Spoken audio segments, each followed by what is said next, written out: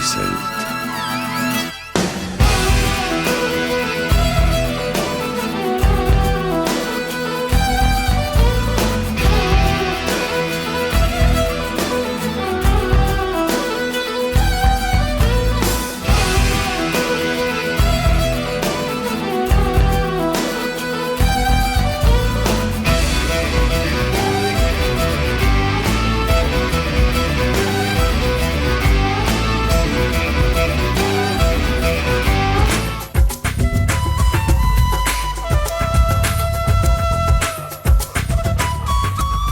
Donc aujourd'hui, ce qui m'intéressait, c'était de vous emmener à travers le voyage de la légende arthurienne, donc à travers ce parcours. C'est vrai que les gens me parlent aujourd'hui d'Excalibur toujours comme un grand souvenir, alors et j'en suis bien sûr très fier. Puisqu'aujourd'hui on a la sortie du DVD, il me semblait important de faire une sorte de récapitulatif de ce projet 6 ans plus tard.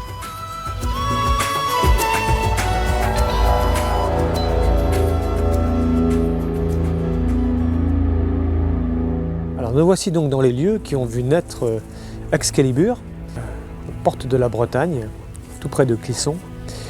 Et c'est ici que j'ai passé plusieurs mois à lire tout ce que je pouvais trouver sur le mythe arthurien, donc livres, voir des films, parce qu'il y en a quand même un certain nombre, voir des expositions. Beaucoup de peintres, de sculpteurs se sont inspirés du mythe arthurien, particulièrement en Bretagne. Et après avoir digéré un petit peu tout ça, je me suis mis à écrire les chansons du livret. Mais en général, les mélodies me venaient tout simplement en me promenant dans la campagne, ici, avec ce chien que je baladais un petit peu partout.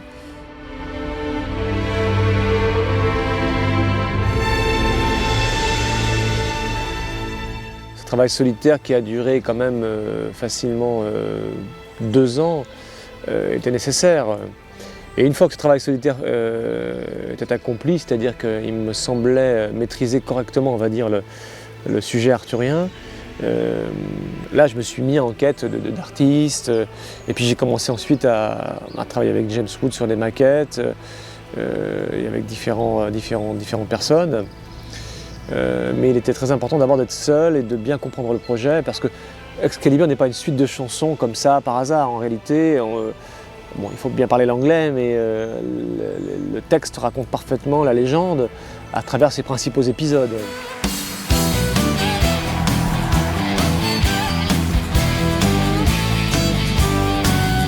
Cicatrice des guerres, tambour de l'enfer, je suis le roi Uther, plié le genou ventre à terre.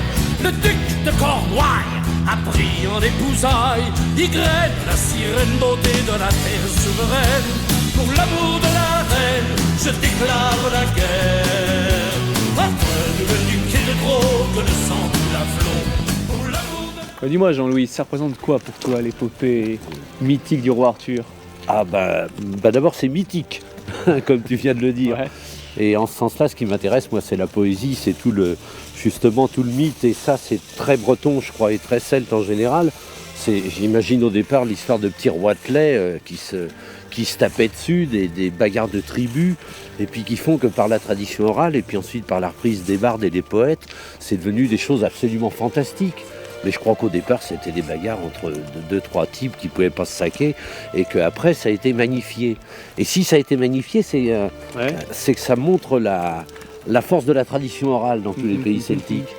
Et je crois vraiment que c'est le peuple qui s'est approprié ça, et puis on fantasmait dessus. Alors on en rajoutait, le combat durait 5 minutes de plus que dans la version précédente, il y avait 30 morts de plus, pour moi, tout le cycle arthurien, ce qui le rend le mieux, je crois, c'est... la version de Monty Python Sacré Graal, parce qu'il y a à la fois la dimension humour, il y a toute cette espèce de côté bagarre, sanguinaire, poésie, outrance, et je crois que le cycle arthurien c'est ça quoi pour moi. Dans la nuit féodale, la terre est désunie. De ces temps de folie, une légende est née. C'est le temps de Merlin, de la venue d'un roi et de l'épée Excalibur.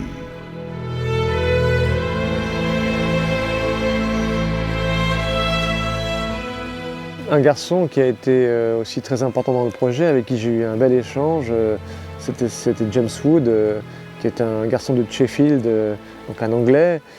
Sa vision de la légende en tant qu'Anglais était très complémentaire de la mienne.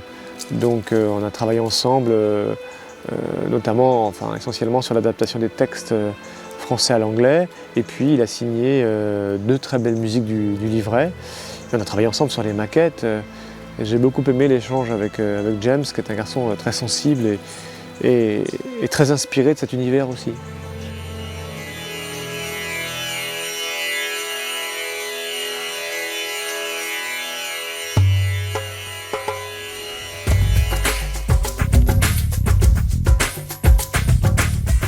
C'était fin d'année 96, septembre, je pense. Et tu m'as parlé du projet Excalibur. Et ma première réaction, c'était il est complètement fou. Pas à cause de l'idée de faire quelque chose sur Excalibur, que je trouvais une très bonne idée, parce que c'était aussi une passion pour moi. C'est toujours une passion pour moi. Vrai, je me souviens que j'aimais beaucoup cette légende. Mais j'avais déjà fait 2-3 projets multi-artistes avec toi, et je savais que c'était pas chose facile à faire, réunir tant d'artistes. Et là, tu voulais faire un grand au-dessus. Et je me suis dit, mais comment il va arriver à réunir tout ce monde?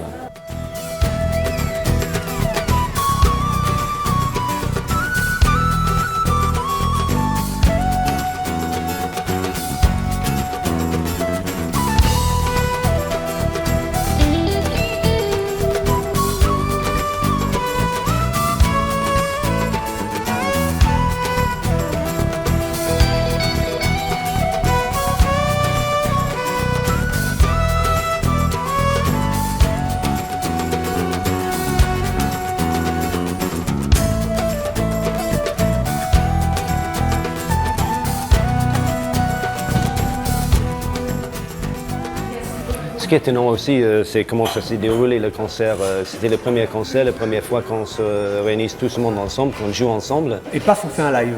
Ouais, et puis on a répété quoi dans l'après-midi avant le concert, et puis enfin tout le monde ensemble. Et puis et ça s'est déroulé d'une façon super bien. Il est clair que sûrement aucun artiste n'aurait jamais pris le risque d'enregistrer le concert, parce que normalement les oui, mais là tout le monde disait que tu étais fou. Oui.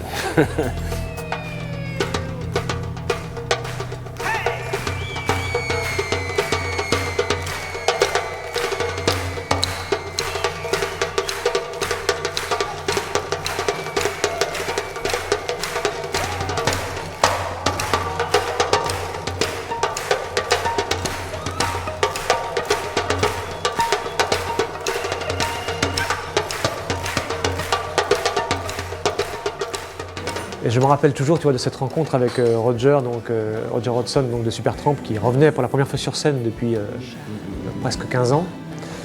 Et c'était assez incroyable, quoi. Tu vois, toi, tu as ces premiers arpèges à la guitare que tu fais. Moi, j'ai cette petite partie avec le low whistle. Et puis tu as Roger, tu te souviens, qui rentre sur scène. Tu avais une émotion, là, c'était incroyable.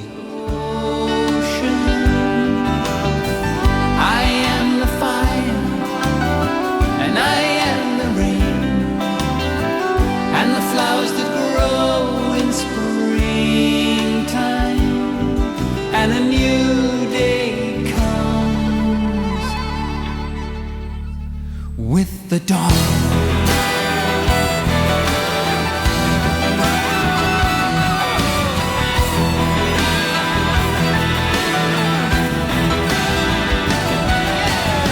See how our father's land in desolation stands. Through feudal darkness reigns the beast in every man.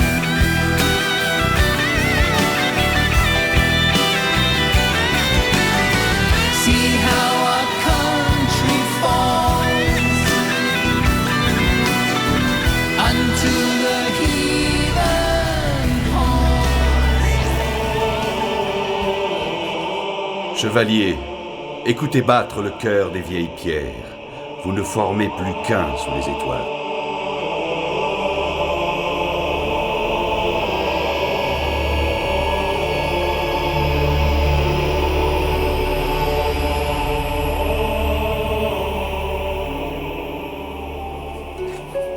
Alors là, je vais vous emmener dans un endroit secret, magique, qui est le moulin. Le fameux moulin, qui est un endroit pour moi particulier parce que ce sont des amis qui habitent ici. Et je faisais des grandes promenades ici pour justement penser les chansons du livret Excalibur. Et c'est un endroit très particulier qui est une source d'inspiration parce que c'est un lieu où la nature reste encore préservée et voilà, qu'un endroit simplement d'inspiration. Voilà, toutes les chansons, je les ai composées comme ça en baladant. C'était vraiment une époque très magique pour moi. Let the spires of Camelot fall to right, to ruin all. I'll build a fortress of my own, serpent skin and mandrake flower. I'll craft to wield my power. Sorceress I am. Donc, techniquement, réaliser Excalibur était une véritable gageure parce que on avait pour l'album studio entre 60 pistes et 100 pistes parfois, ce qui est énorme. Bon, pour vous donner une idée, les Beatles utilisaient 2 pistes. Bon, c'était les années 60, mais ils enregistraient donc essentiellement en live avec quelques re-recordings, c'est-à-dire les instruments les uns sur les autres se faisaient en plusieurs phases ensuite. Là, on était dans un cadre où il y avait un orchestre philharmonique avec une centaine de musiciens, un bagad celtique, une quarantaine de pièces d'instruments donc, et puis tous les instruments rock, c'est-à-dire guitare électrique, basse, batterie, et puis les instruments acoustiques, violon, harpe, donc la richesse instrumentale et puis les voix, parce qu'on utilisait beaucoup de voix dans Excalibur, donc tout cela a nécessité beaucoup d'énergie, beaucoup de temps en studio. L'album a été enregistré sur 6 mois, quelque chose comme ça, entre l'Angleterre, la Bretagne et Paris, et puis aussi la Tchécoslovaquie pour les cordes et la Bulgarie pour les chœurs.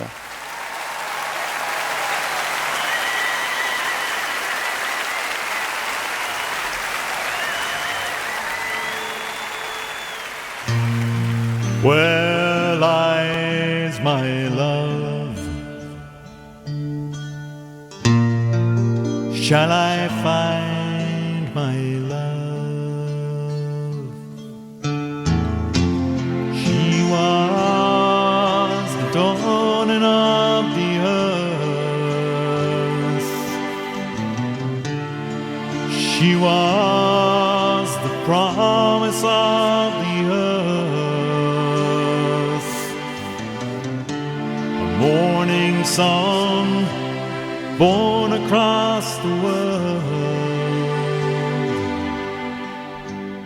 Il y a un groupe vraiment qui a été très important, qui a apporté énormément à l'âme du projet, c'est Fairport Convention, ce grand groupe de folk anglais très connu, qui existe depuis 40 ans, qui a vu de tas de grands musiciens depuis 40 ans, dont Dan Arbraz, des gens qui ont travaillé avec Cat Stevens, avec Paul McCartney, Jethro Tull, enfin bref.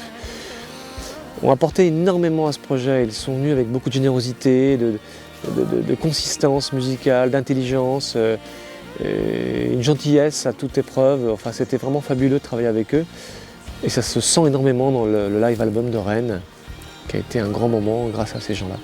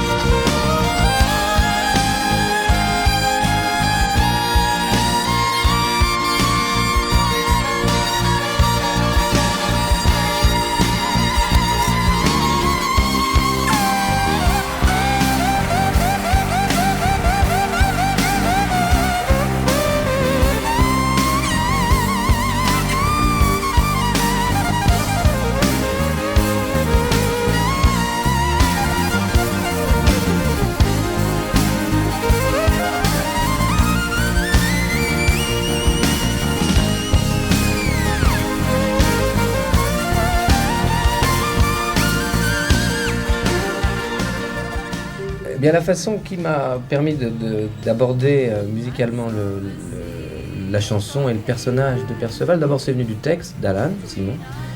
Ensuite, bien sûr, il y a des références évidentes aux aventures de Perceval, qui est un marcheur incessant, infatigable.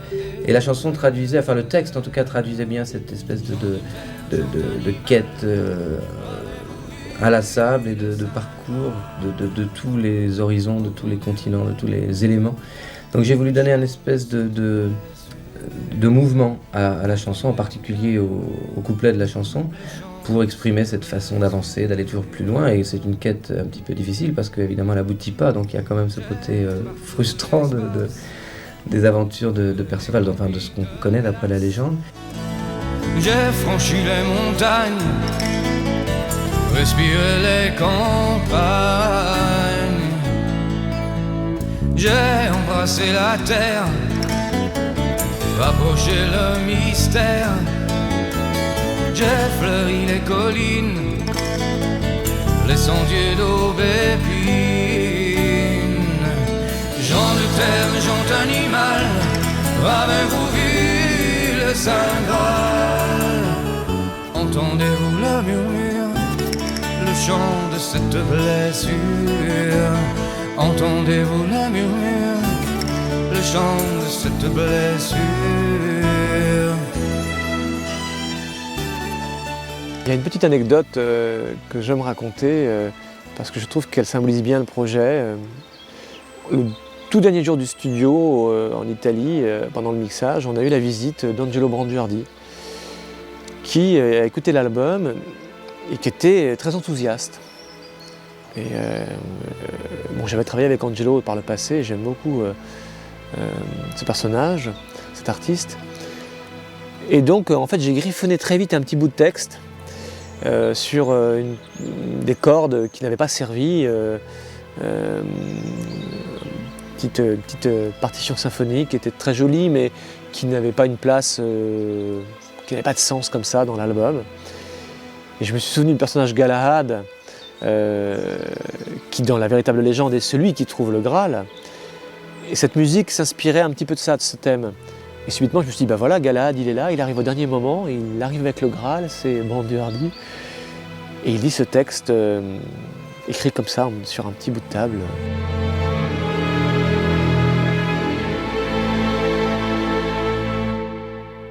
Le temps des hommes est venu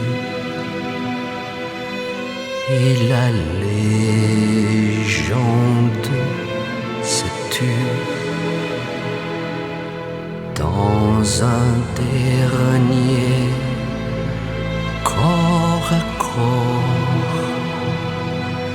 Les vivants bercent les morts.